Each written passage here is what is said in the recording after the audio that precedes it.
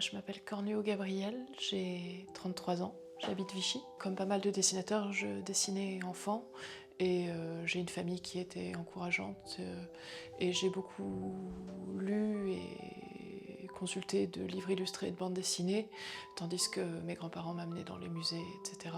Et après j'ai eu la chance de faire mes études à Paris, où j'ai intégré une école qui s'appelle l'EPSA, avec une année préparatoire au concours des grandes écoles d'art, où on a fait beaucoup de dessins académiques, de nature morte, ce qui m'a pas mal entraîné au dessin pur et un petit peu à la couleur. Et puis après j'ai fait 3 ans de graphisme, où on a plus abordé dans cette école les métiers de la communication, de la publicité, tout en gardant des cours de modèle vivant, sempiternellement. Je pense qu'il faut s'inscrire dans une logique de progrès, c'est ce qui aide à continuer finalement, parce que c'est vrai que c'est un métier qui n'est pas forcément évident si on n'est pas directement dans le milieu des galeries ou dans le milieu ou si on n'a pas un oncle qui est éditeur ou quelque chose comme ça. Mais c'est quand même une activité qui est extrêmement enrichissante intellectuellement et qui donne un espèce de but à sa vie pour continuer à créer, à explorer les différents sentiers de la création. Du dessin, il y a 6 ans, j'en suis venue à l'étude de la couleur et de la peinture. Et aujourd'hui, je suis presque meilleure en peinture, donc c'est agréable de se voir évoluer dans le temps comme ça. Et ça donne une autre perception du temps aussi, au sens où là où dans un métier alimentaire, on peut avoir une sensation du temps qui passe et que les jours se répètent. Quand on crée quelque chose, chaque dessin est inscrit dans une temporalité et finalement on étire plus le temps qu'on ne l'accélère. J'ai 3 activités principalement. Des illustrations en couleur que je fais pour des livres, des couvertures. Récemment, j'ai illustré des contes auvergnats ou des légendes d'une forêt régionale d'Auvergne. Et c'est ce que je préfère faire parce que c'est un travail de construction de l'image qui est aussi très amusant à faire, où on agit finalement presque comme l'IA, on prend plusieurs éléments qu'on rassemble et on choisit tout, on est un genre de metteur en scène de l'illustration. J'en suis venue à faire des livres parce que dans la ville voisine de la mienne, de Vichy, il y a un festival qui s'appelle le Rendez-vous du carnet de voyage à Clermont-Ferrand, qui m'a poussée donc par des rencontres à dessiner en voyage sur le motif in situ. Et c'est une pratique qui est une genre de gymnastique mentale qui se rapproche du travail du photographe, parce qu'on choisit, c'est pas sur un instant, hein, généralement ça dure plutôt 2 heures, hein, un croquis dehors, minimum 1 heure, mais pour les plus rapides. Et ça a été très intéressant aussi pour apprendre à utiliser la lumière et aussi pour apprendre à composer, à modifier aussi la réalité, à enlever des voitures par exemple dans une image.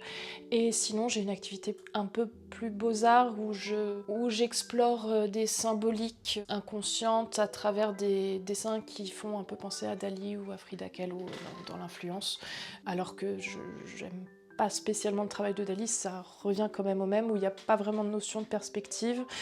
Je pousse au maximum le dessin dans ce que je sens. C'est ma pratique la plus sensible et pour l'instant je la garde un petit peu en arrière, le temps d'en comprendre complètement les tenants et les aboutissants pour être, voilà, avant de les montrer. Mais ça va pas tarder, là je commence à être un peu plus assurée de ce côté-là. Voilà. Et les 3 se rejoignent, en fait, les 3 sont complémentaires. Quand j'en ai marre de l'un, je fais des autres. Et, il faut être organisé, il faut avoir une pièce pour l'activité spécialement. Si on est indépendant, c'est utile de se faire un emploi du temps, comme au boulot ou à l'école. C'est les conseils que je peux donner. On trouve des opportunités de travail en tant qu'illustrateur en allant dans des festivals. C'est là où les gens viennent nous rencontrer. On dépend quand même beaucoup du regard des autres pour ce qu'on préfère. Cet hiver, je rentre en mode anecdotique, mais j'avais exposé un grand dessin au festival du carnet de voyage. Et j'en étais pas sûre du tout parce que je l'avais fait à une période où je me posais beaucoup de questions et je m'étais dit bon bah si ça plaît pas aux gens, je l'enlève. Et en fait les gens ont apprécié et ça m'a donné envie d'en faire d'autres et finalement je l'aime bien. Donc c'est un peu on est un peu des vendus quoi. Mais mais voilà. Le style que j'affectionne. J'aime beaucoup les formes du vivant. Je vais être moins dans la perspective pour mes travaux les plus personnels, même si en carnet de voyage, on se retrouve à faire beaucoup d'architecture et de perspective de manière générale. Je sais que j'ai une petite tendance à aller vers des formes courbes qui rappellent l'art nouveau. On aime bien voir différents styles chez les autres. On aime bien un peu tout. Enfin, je sais que c'est mon cas, j'aime bien un peu tout, donc je cherche à faire un peu tout aussi. C'est pas stratégiquement, c'est pas bon. Je dois avoir un style qui est un peu vintage. J'avais lu des auteurs de BD qui expliquaient qu'il fallait pas chercher à avoir un style. Alors, il y a des nuances. Faut pas chercher absolument à avoir un style à 15 ans, à imiter l'illustrateur qu'on aime bien, qu'on a vu sur Instagram et qui a beaucoup d'abonnés. Mais c'est à partir de 20-25, je pense que si on se choisit des influences précises pour développer un style, ça permet aux gens de reconnaître ce qu'on fait après, tandis qu'on dit que je reconnais ce que je fais, mais je pense que je m'éparpille quand même un petit peu. Qu'est-ce qui m'a motivée à faire des illustrations pour des formations? Eh ben, j'ai quelques contacts que je connais pas vraiment, mais un petit peu quand même, parce que c'est un petit milieu, le milieu des beaux-arts, qui ont fait des cartes, et c'est des gens dont j'aime bien le travail aussi. Et puis, c'est des super projets, dessiner des personnages comme ça. Quand on me propose un projet, qu'est-ce qui pourrait me faire refuser? Les gens qui veulent qu'on imite le style de quelqu'un d'autre, ça c'est ça c'est relou. Après, ça vient avec l'expérience. J'ai eu des mauvaises expériences et je sais que maintenant, il y a des choses où on me demande d'avancer des frais, je le fais pas, quoi. Si dessiner était une saison, laquelle serait-elle et pourquoi? C'est toutes les saisons, parce que c'est une activité tellement complète que... Si ton dernier projet avait une saveur, quel goût aurait-il? Eh ben, j'ai dessiné pour un mariage sur une péniche à Paris, donc c'est un peu le goût de... Je sais pas, le gâteau du mariage qu'on nous avait servi, et sinon le projet d'illustration sur la forêt, c'est un petit goût de feu de bois, quoi. Le mot qui résume mon état d'esprit quand je dessine, ça doit être la concentration. Un enfant qui me demande pourquoi je fais ça, je répondrai parce que tous les enfants dessinent et il y en a qui continuent. Le détail de mon quotidien que les gens ignorent mais qui nourrit mon art, mon chat, je pense. C'est sans les chats, on n'est rien du tout. Les créatifs moinesques dans nos monastères. Le moment de la journée le plus propice à la créativité. Ouais, la fin d'après-midi, c'est bien. On a le temps de se poser toutes les questions. On est au bout des questions et on s'y met, quoi. Si je pouvais voyager dans le temps, à quelle époque irais-je pour dessiner quelque chose? Alors moi, j'ai un petit trip moyenâgeux quand même. Moyen-Âge, Renaissance, niveau motif, personnage grotesque, je pense qu'il y a des trucs à faire, quoi. Si ça se trouve, Jérôme Bosch, il faisait du dessin d'observation, on ne sait pas. L'objet le plus important de mon espace de travail et pourquoi il compte pour moi? Je dirais que c'est un ensemble d'objets, quoi. Il y a mon ordi, il y a mon scanner, il y a mes stylos et il y a mon papier et ma peinture. Si mon style d'illustration était un animal, lequel serait-il et pourquoi? Alors j'ai une réponse à cette question, mais c'est un peu du passé, c'est quand je me posais des questions sur la couleur. Avant de comprendre, et je suis peut-être pas au bout, hein, mais avant de comprendre comment rompre les couleurs, c'est-à-dire pas utiliser la couleur pure sortie de la palette, je m'étais dit que j'étais passée du stade perroquet, tu vois, rouge, jaune, bleu, au style truite arc-en-ciel, parce que j'avais un peu commencé à comprendre comment utiliser les gris. Voilà, depuis, je sais pas, un tamanoir, quoi, mais je sais pas. Tamanoir, je fais pas mal de noir et blanc. Si mon crayon pouvait parler, qu'est-ce qu'il dirait sur moi? Que je vais faire de l'arthrose à un moment parce que j'ai une grosse bosse d'écriture sur le majeur. Voilà. Si mes dessins prenaient vie, qu'est-ce qu'ils diraient en premier? Il y a trop de réponses à cette question, ils ont chacun leur dialogue. Il y a les dessins qu'on a fait en voyage où c'est des gens qu'on a rencontrés, donc je me souviens un petit peu de ce que les gens m'ont dit. Il y a des dessins d'imagination qui correspondent au texte, il y a les dessins plus beaux-arts où je préfère leur laisser le silence, quoi. Quelle est la première image que je me souviens d'avoir dessinée? La première image que je me souviens avoir dessinée... J'étais très chevaux petite, donc je sais que je risque pas trop de me planter en disant un cheval. J'ai une formation assez littéraire aussi parce que j'ai grandi dans une famille où il y a beaucoup de littérature, un père qui écrit, une grand-mère qui écrit, donc j'écris un peu aussi. Dans les personnages fictifs que j'aimerais redessiner à ma manière, comme pas mal de personnes de ma génération, on est très fantasy, donc en fait après on règle ses aspirations enfantines et je dirais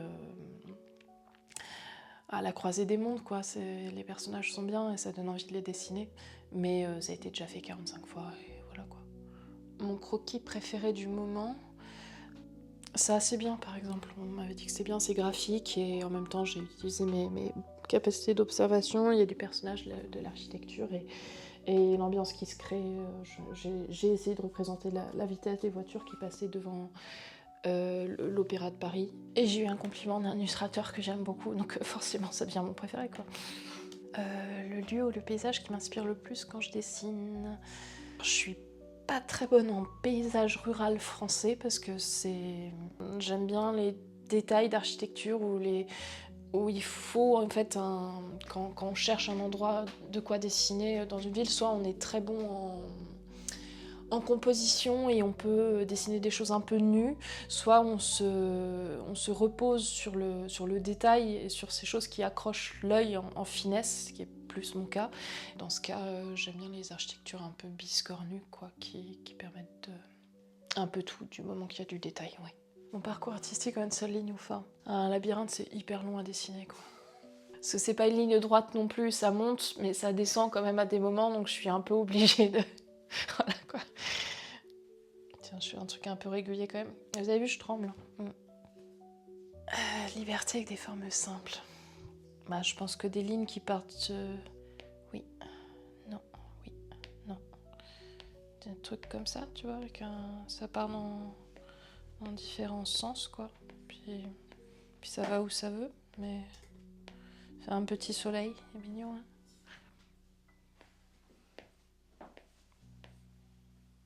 Et voilà. Mon mode de transport idéal pour voyager entre les étoiles. Qu'est-ce qui m'est venu tout de suite? Il y avait le train ou le tapis volant, qu'est-ce que tu préfères? Il y a un truc plus rapide à dessiner que l'autre. Donc on va se faire un petit tapis volant. Oui.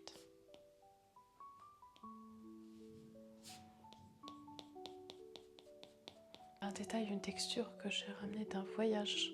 Il y a un sens de la texture aussi dans le dessin. Il y a certaines personnes qui... Genre Degas, il était connu pour faire des super textures de sol. C'était son truc, représenter le plancher, quoi. La représentation de la matière aussi, c'est un peu le sixième sens qu'en peinture, que si on ne fait pas, on ne sait pas. Mais là, je parlais plancher, on va se faire un petit morceau de bois, hein, parce que c'est bien le bois.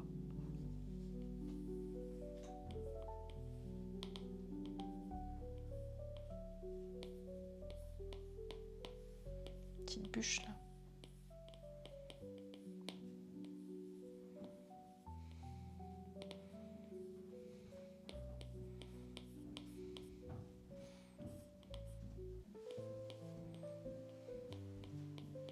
Voilà. On reconnaît une bûche.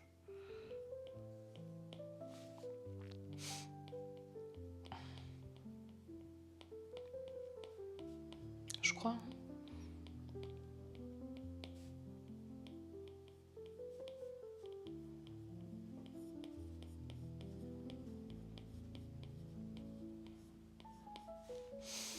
Où est-ce que je vais si je voyage maintenant? J'ai un peu envie d'aller à la campagne, ça fait longtemps que je suis pas allée à la campagne. C'est un peu simpliste, hein, mais... Parce que j'aurais pu répondre des trucs de plus... plus fun, mais non.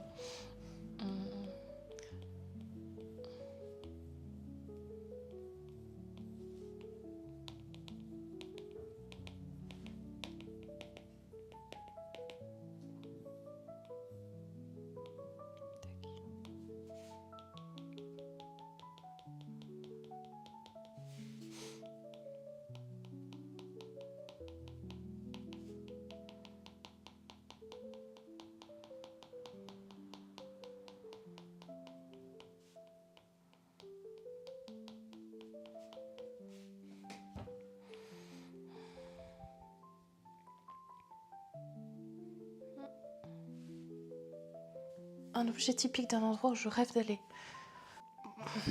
Ouais, tous les pays où les fruits exotiques sont bons et où on n'a pas le bilan carbone sur la conscience, c'est bien. Je sais pas, une mangue ou un litchi, ça te va. Tac.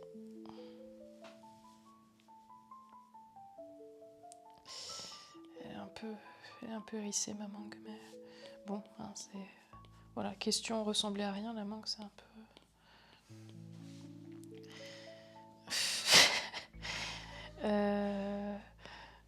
Les litchis c'est un peu dentelé comme ça, je crois.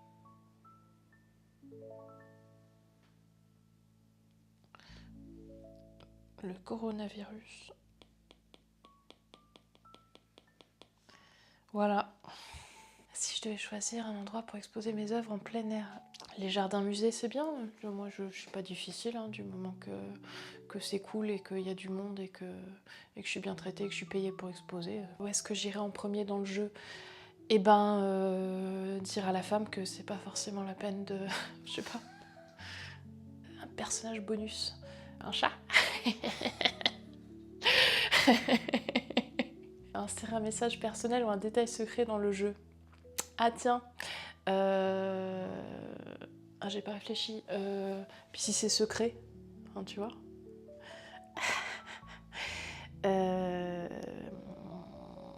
Mais peut-être mettre un petit vélo derrière le fou. Qui est coupable? Ah oui, tiens. Bah, le passeur, il aurait pu faire un effort quand même. Non? Oh, ouais. D'où je tire mon inspiration pour les illustrations fantastiques. C'est beaucoup de littérature quand même, et de littérature fantastique notamment. Donc j'aime beaucoup les contes aussi, en fait, j'en lis beaucoup par plaisir et je trouve ça très intéressant. Donc ouais, tout ce que j'ai lu, et puis tout cet univers aujourd'hui de livres illustrés et de bandes dessinées où il y a beaucoup de choses qui sont de qualité et rapportées au monde fantastique, quoi, qui est un peu fascinant quand on est gamin ou ado. Un super pouvoir.